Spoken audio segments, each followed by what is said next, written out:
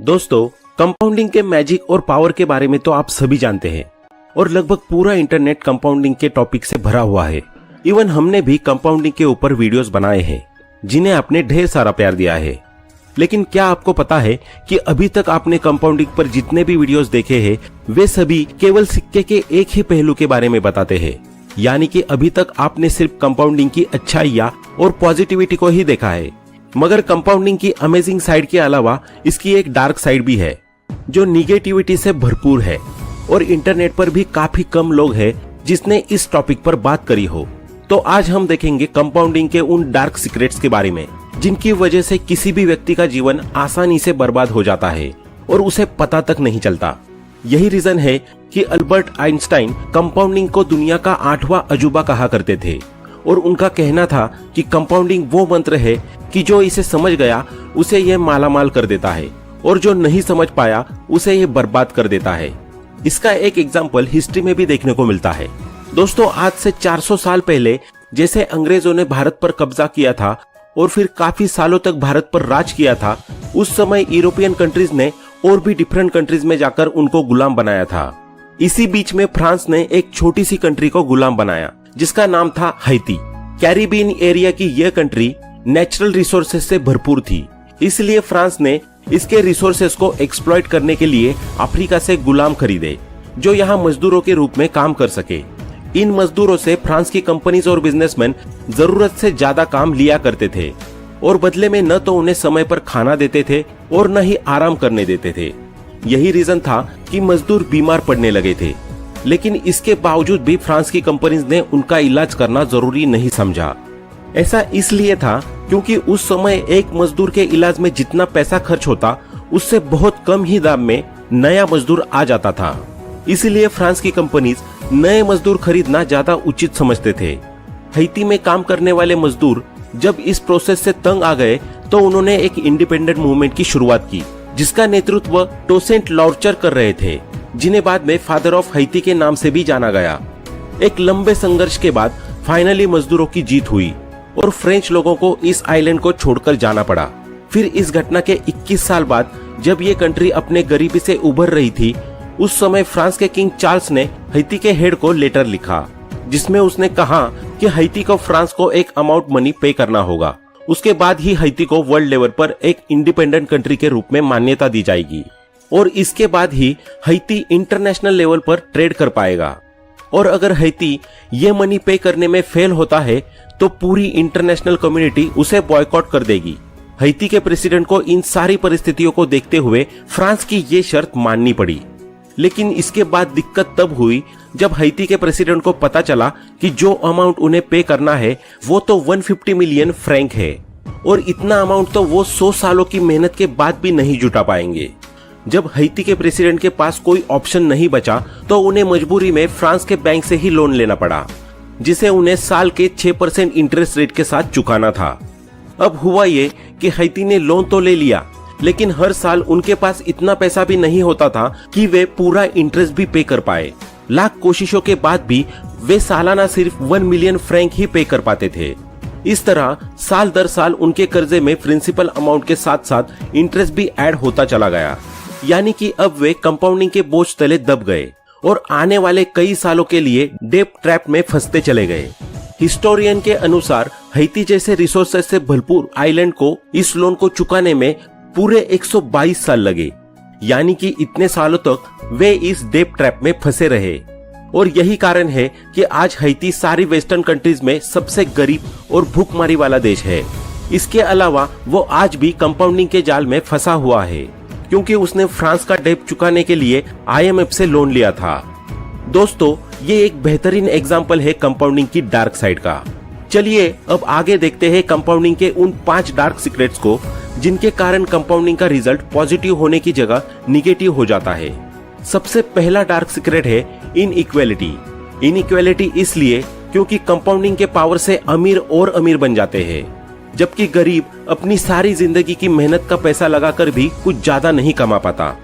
एक अमीर आदमी मात्र अपने पैसों के ऊपर मिलने वाले इंटरेस्ट को इन्वेस्ट करके कंपाउंडिंग के थ्रू करोड़ों रुपए कमा लेता है वही अगर एक गरीब आदमी को देखे तो वो अपने सैलरी में से बचा बचा कर 5-5 हजार रुपए की SIP करता है, वो भी 25 से 30 सालों तक। तब कहीं जाकर उसे अच्छा रिटर्न मिलता है और उसमें भी तब तक 7 से 7.5% महंगाई बढ़ चुकी होती है। कंपाउंडिंग का दूसरा डार्क सीक्रेट है हिडन टैक्सेस। इंडिया में अक्सर लोग टैक्स का मतलब इनकम टैक्स समझते हैं।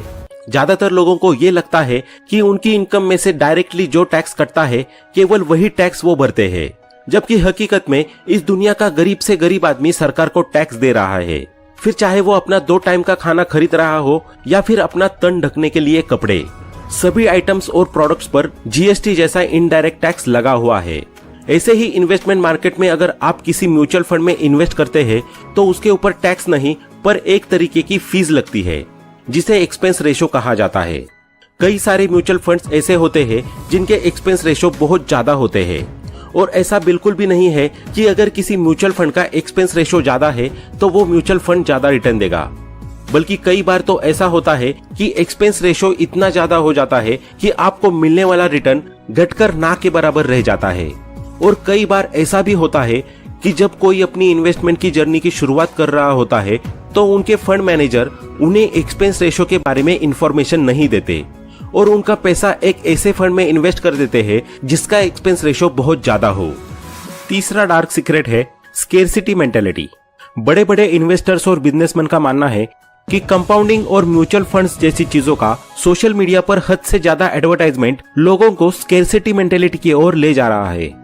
आजकल ज्यादातर फाइनेंशियल इन्फ्लुएंसर्स अपने रील्स और वीडियोस में बताते हैं कि घर मत खरीदो, बाहर का खर्चा बिल्कुल मत करो, उसकी जगह सेविंग्स करो, ये क्रेडिट कार्ड का यूज कर लो, ये ऑफर का यूज कर लो, इस चीज को यूज कर लो जिससे आप इतने पैसे सेव कर लोगे, फिर आप उसे SIP में इन्वेस्ट करो, म्यूचुअल फंड्स में इन्वेस्ट करो। अब दोस्तों, हम ये नहीं कह रहे कि सेविंग्स मत करो, सेविंग्स करना अच्छी बात है, लेकिन इससे प्रॉब्लम ये हो रहा है कि लोग सेविंग्स पर ही ज्यादा फोकस कर रहे हैं और कमाने पर बिल्कुल भी फोकस नहीं कर रहे, जबकि होना ये चाहिए कि लोगों का ज्यादा से ज्यादा इस बात पर फोकस हो कि कैसे अपनी इनकम को ज्यादा से ज्यादा बढ़ाया जाए। उसके बाद नंबर आता है सेविंग्स का। अकेले सेविंग्स पर फोकस करके हम कभी भी अमीर नहीं बन सकते, और सेविंग्स भी तभी ज्यादा हो सकती है जब इनकम ज्यादा हो। इसलिए दोनों के बीच में बैलेंस होना बहुत जरूरी है, और जो व्यक्ति ये बैलेंस को समझ जाता है वो सेविंग्स के चक्कर में लाइफ को एंजॉय करना नहीं छोड़ देता, बल्कि अपनी लाइफ को खुलकर एंजॉय करता है। चौथा डार्क सीक्रेट है ups and downs in market. Stock market एक ऐसी जगह है जिसका ग्राफ न तो हमेशा पॉजिटिव होता है और न ही हमेशा निगेटिव होता है। ये अप्स एंड डाउन्स का कॉम्बिनेशन होता है, यानी कि लगातार मार्केट में अप्स एंड डाउन्स आते रहते हैं। तो चलिए एक एग्जांपल से समझते हैं कि आखिर कैसे मार्केट में होने वाले अप्स एंड डाउन्स कंपाउंडिंग के लिए एक डार्क साइड है। मान लीजिए कि आपने 1000 रुपए इन्वेस्ट किए और 1 साल बाद आपको 20% का रिटर्न मिला, यानी कि आपका टोटल अमाउंट 1 साल बाद हो गया 1200 रुपए। लेकिन अचानक मार्केट क्रैश हो जाती है और आपका पोर्टफोलियो 20% लॉस में चला जाता है। तो अब कई लोग सोच रहे होंगे कि पहले साल 20% का प्रॉफिट हुआ, फिर दूसरे साल 20% का लॉस हुआ, तो अब जो 1000 रुपए इन्वेस्ट किए थे उतने के उतने ही रह जाएंगे। लेकिन ऐसा नहीं होगा, क्योंकि जो 20% का लॉस हुआ है वो 1200 रुपए के अमाउंट पर हुआ है, मतलब 240 रुपए लॉस हुआ है। यानी कि अब आपका टोटल अमाउंट रह गया 960 रुपए, जो आपके इन्वेस्ट किए हुए अमाउंट से भी 40 रुपए कम रह गया, और वो भी 2 साल बाद।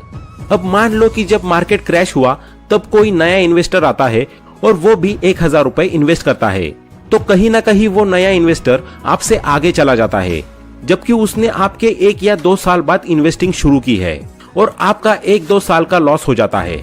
क्योंकि कंपाउंडिंग के बारे में कहते हैं ना कि कंपाउंडिंग में आप जितना जल्दी इन्वेस्टिंग चालू करोगे उतना ज्यादा फायदा होता है, और मैक्सिमम टाइम ये बात सही भी होती है। लेकिन कई बार ऐसा नहीं भी होता, जैसा कि हमने इस एग्जाम्पल में देखा। तो ये भी एक डार्क साइड है कंपाउंडिंग का। 5वां और लास्ट डार्क सीक्रेट है डेब्ट ट्रैप। कंपाउंडिंग का यूज इनकम को मल्टीपल्स में ग्रो करने के लिए तो होता ही है, इसके साथ ही इसका इस्तेमाल डेब्ट को भी मल्टीपल्स में इंक्रीज करने के लिए होता है। जैसे बैंक और फाइनेंस एजेंसीज इसका यूज अपने लोन्स और इंटरेस्ट रेट बढ़ाने में करती है, जिसके जाल में ज्यादातर लोग फंस जाते हैं। क्योंकि आजकल लोन लेना बहुत ही आसान हो चुका है और कंपनियां कस्टमर्स को बाय नाउ पे लेटर स्कीम का लालच देती है। इसके अलावा बची कुची कसर क्रेडिट कार्ड्स पूरी कर देते हैं, जो पहले तो लोगों को नो चार्जेस बोलकर अपने जाल में फंसा लेते हैं, फिर बाद में हिडन चार्जेस का यूज करके उन्हें अपने ट्रैप में फंसा लेते हैं। फिर जब कस्टमर्स टाइम पर बिल नहीं पे कर पाते तो उनके ऊपर कंपाउंड इंटरेस्ट चलता है और वे लोग शुरुआत में दिए गए हैती की एग्जाम्पल की तरह लंबे समय तक डेट ट्रैप में फंसे रह जाते हैं और पूरे जीवन मेहनत से कमाया हुआ पैसा कंपनीज को कर्जे के रूप में दे देते हैं। मार्केट और सोसाइटी में आपको कई सारे एग्जाम्पल्स देखने को मिल जाएंगे जहां कोई व्यक्ति ने कुछ एक्स अमाउंट का लोन लिया और बाद में फिर उसे कंपनी या बैंक को दुगना या 3 गुना पैसा चुकाना पड़ा। तो दोस्तों, यही थे वो कंपाउंडिंग के 5 डार्क सीक्रेट्स। आशा करते हैं कि आपको इस वीडियो से काफी कुछ सीखने को मिला होगा। वीडियो पसंद आया हो तो लाइक करें, शेयर करें और आगे भी ऐसे ही वीडियोस को देखने के लिए हमारे चैनल को सब्सक्राइब करना ना भूलें। Thanks for